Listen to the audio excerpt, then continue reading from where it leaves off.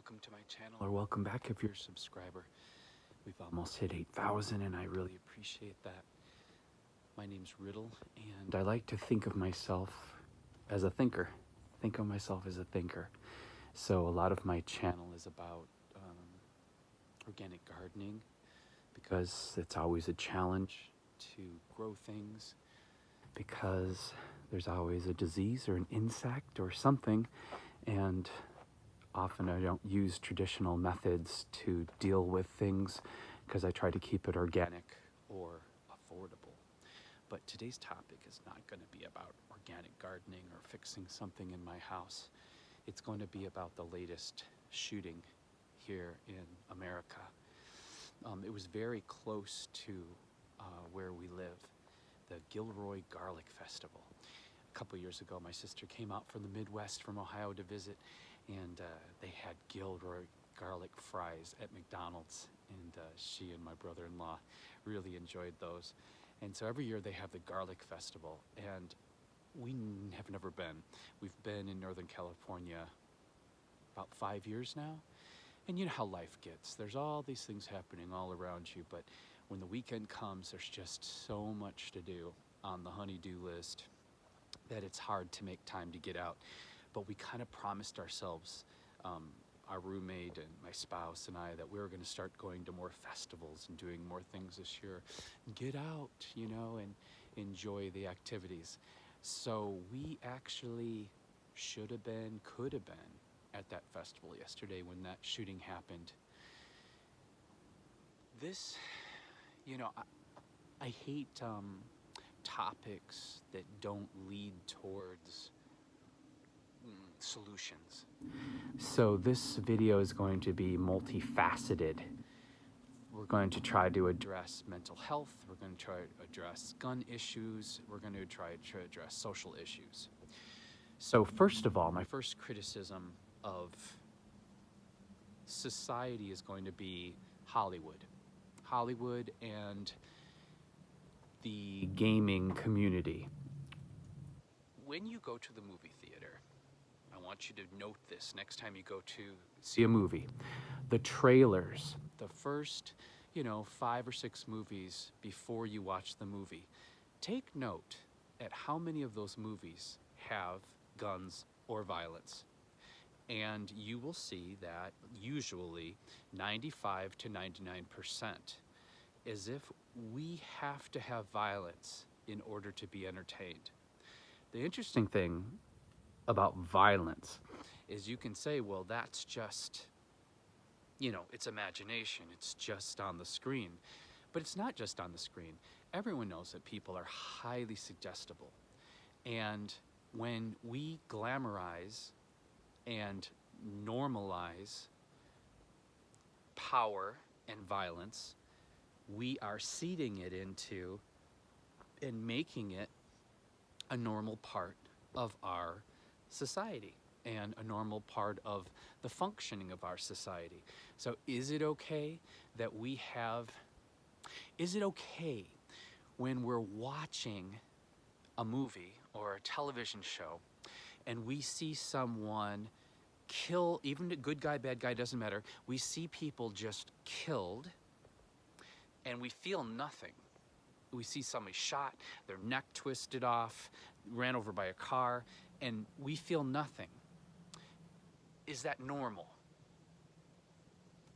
And now, make note of this, yesterday was the 246th mass shooting in the United States this year. Wow. So, kid cut through the fence, had a semi-automatic weapon.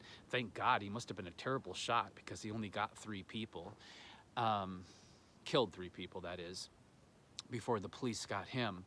But this kid, wow, 19 years old, what a move. Obviously, this kid, it'd be easy to judge him, say he was crazy, say he's horrible, say he was possessed by the devil. But at 19 years old, can you imagine being so full of hopelessness and hate and obviously feeling like you have no future whatsoever, that you would not only obviously want to end your own life, but that you would mindlessly and selfishly take the lives of complete strangers just because you could. So that's going to go to my second topic, and that is access to mental health and how society is functioning right now on many levels. So many of kids of that generation are isolated. They live in these virtual worlds and have no grasp of reality. We've fucked up the economy so bad they can't afford a one-bedroom apartment, so they can grow up and be normal adults like we could, which is horrific. And we wonder, as they isolate themselves in their bedrooms and their parents' basements, living in this virtual world where violence and sexuality and all this creepy shit seems so normal, why things like this happened. I don't even feel it's the accessibility to firearms. I think it's a complete psychological and psychosocial issue. Hollywood is normalizing it. It's become entertainment in the video games, on television, and so this makes it feel like it's not real. Now, access to mental health, okay? I don't care if you're for or against socialized medicine, but let's say in conjunction to this kid probably isolating himself, maybe he was bullied in high school, maybe he had neglectful or abusive parents. We can only guess these things. Perhaps he was mentally ill. Well, obviously, mentally ill, maladjusted. To share something personal with you, though, I have fallen into, I realized I had a low-grade depression. I think it has to do with age and some health issues I'm having. And I have for weeks now, and I have great health insurance, for weeks now tried to find a therapist or a psychiatrist, both of those things, without success. And this is with good insurance. They don't call back, they are fully booked and aren't taking new patients. So what the hell is someone supposed to do that doesn't even know they need help or needs help and doesn't have insurance? For the wealthiest nation in the world, or one of the wealthiest nations in the world, the United States healthcare system is fucked up. It's really fucked up. I have terrible healthcare. And we have great insurance. My spouse works at one of the top corporations in the nation, and I had better health care when I was a starving artist and was getting like public assistance. I kid you not. So don't feel like you're missing out on something because you're working hard, the working poor, middle class, what have you. Because I'm at the top of the financial tier right now, and it's still shit. Complete shit. This country's messed up. And they talk about, everyone's so concerned about socialized medicine, and they go, well, if we switch to socialized medicine, you'll have to wait 3 weeks to 9 months to get in to see a doctor, to get surgery. It's that way already. Just to see my GP, it can be several months to get in to see a doctor where I live. So what's the big goddamn difference? Shocking. So back to the points. We can't leave people alone. If you see someone who seems kind of off, who's lonely, who's isolating themselves too much, we have to start stepping in. We need to start getting involved in each other's lives again, physically getting involved in people's lives. We need to start questioning each other's lives and caring about each other's lives and questioning the new norms, the gratuitous violence, the isolation, the gun thing. Because until we address these issues as a society and make a stand against them, instead of making excuses for them, it's going to get worse and worse and worse. And it's going to get to the point that people are not going to want to leave their homes. And it's already getting to that point. People live in fear.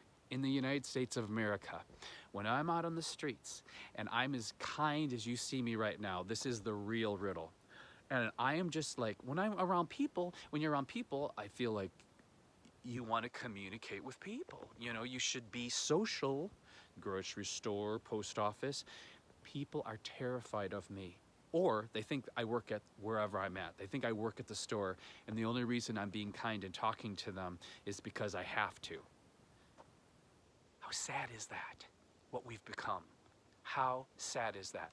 People are either terrified of me because I'm kind and communicating, or they think I'm an employee.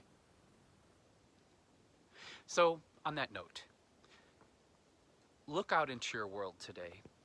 Maybe you know somebody who is making excuses for their kid and allowing them to isolate themselves and feeling powerless to it. Do what you need to do to write your congressmen, your senators, and talk about this socialized medicine thing, you know, at least access to mental health. Take a serious look at the idea of what kind of guns we actually need to defend ourselves and withhold our rights, and the kind of guns that are over the top and extreme and unnecessary. And if you see someone who needs kindness, instead of judging them or fearing them, try to reach out to them. And if you can't reach out to them, try to find someone else who can reach out to them before we have our 247th mass gun violence event. We have to start caring for each other. We need to take glamorization of violence out of our fucking culture, out of the movies, unless it's relevant to the story, off of television, out of the video games, and start bringing people together physically. Bringing people together physically, so we don't fear each other, so we start to see each other, so we actually have to communicate like intellectuals and talk things out and deal with each other and realize the necessity for human contact and human emotion and how we learn and grow from each other's differences. Because the planet is getting really challenging.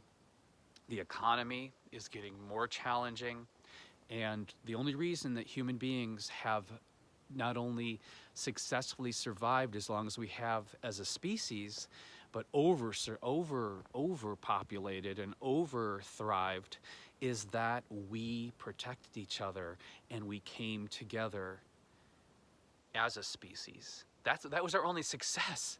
You know, human baby is born, it can't walk for years.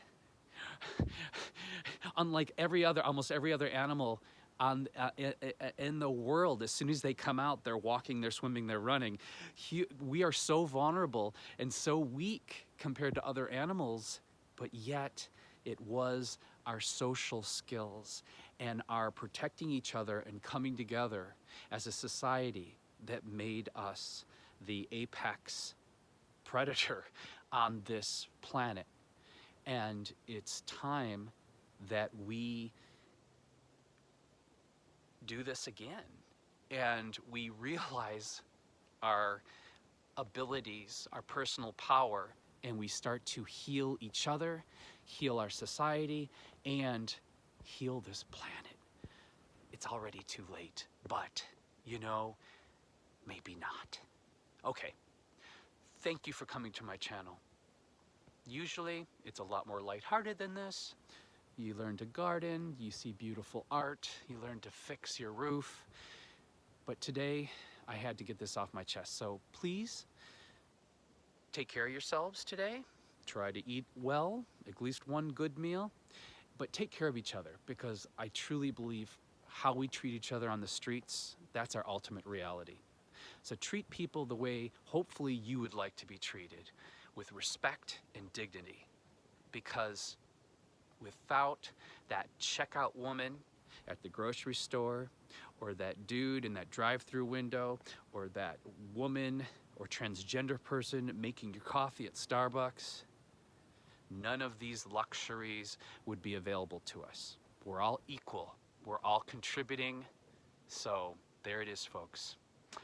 And if you like my rants, raves, check out some of my other videos. Please share this with people, and please subscribe. It helps. Take care.